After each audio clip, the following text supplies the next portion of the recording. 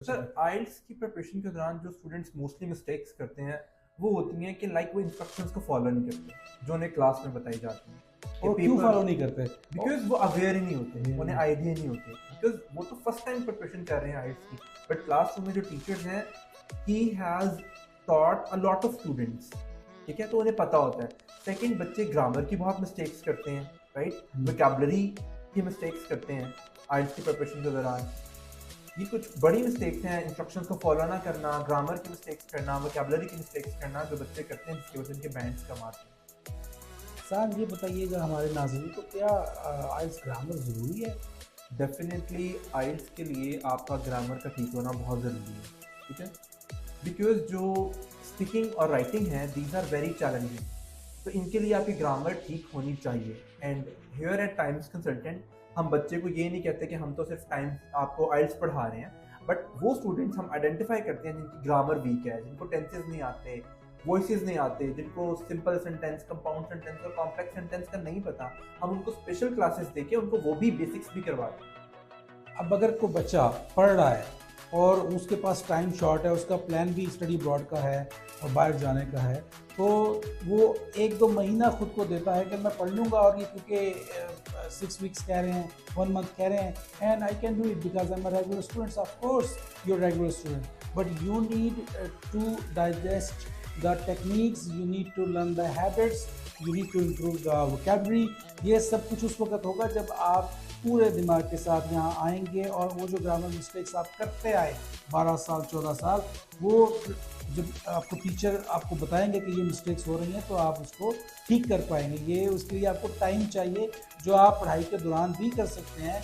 एक आपको साथ साथ पता हो कि मैं ये गलती करता हूँ, उसको उसको सुधार सकते हैं, और फिर एक अच्छी वोकैबुलरी के लिए एक इनफ टाइम चाहिए। अगर रोज़ाना आप 5 वर्ड्स भी लेते हैं, सीखते हैं, तो ऑफ कोर्स हमारी टीम सिखाती रहती है, डेफिनेटली तो उसको फिर आप अब्जॉर्ब भी तो करें, रिपीट करना है आपको, तो अपनी वोकैबुलरी को बढ़ाने की भी एक टेक्निक है जिसके लिए आपको टाइम चाहिए। तो इसका मतलब तो बच्चा पढ़ते पढ़ते छुट्टियों के दौरान भी आपसे महीना 2 महीना पढ़ के चला जाए, तो ये उसके लिए वैसे ही अपस्किल हो जाएगा। एग्जैक्टली। स्टूडेंट्स जब हम प्रिपरेशन कर लेते हैं तो ड्यूरिंग क्लास हम डेली उनसे रिसोर्सेज शेयर करते हैं, डेली के हम 5 to 10 वर्ड्स बताते हैं उन्हें और उनकी प्रैक्टिस कराते हैं कि these words are very important, these are the advance words, ठीक है। स्टूडेंट्स को हम उनको मेमोराइज करवाते हैं और उनको उनको डेली लाइफ में यूज़ करना भी बताते हैं।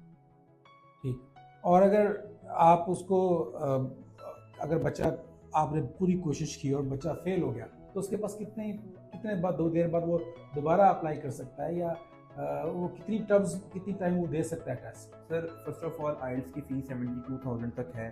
स्टूडेंट जब हमारे पास आता है, जब तक हम सेटिस्फाई नहीं होते ना कि he is not fully prepared, हम उसे कभी नहीं कहते कि आप टेस्ट। हम उसे कहते हैं कि आप 6 वीक्स हो गए और आपकी प्रिपरेशन अभी तक नहीं हुई। हम आइडेंटिफाई कर लेते हैं कि बच्चे की अभी प्रिपरेशन नहीं है, हमें पता लग जाता हमें है। पता चल जाता है। हम उन्हें कहते हैं कि आप 2 वीक्स और एक्स्ट्रा लगाएं, and we don't charge for extra 2 weeks.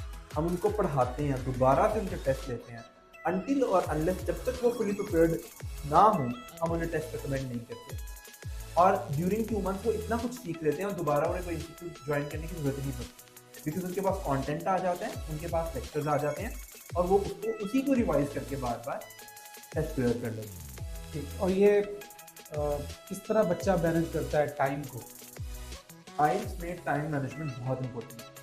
Like अगर मैं कहूँ कि time is one of the most important factor in for getting good band in IELTS.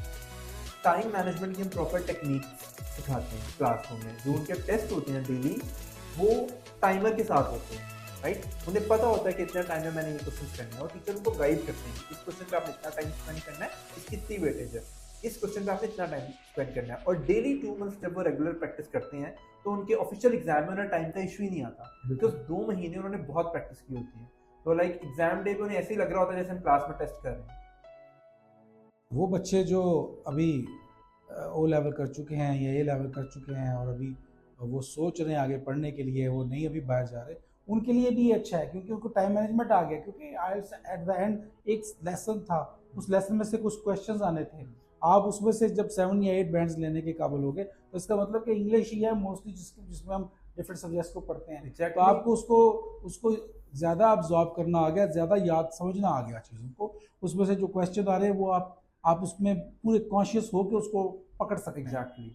And sir, IELTS is not just a test, it's a passport to the global opportunities.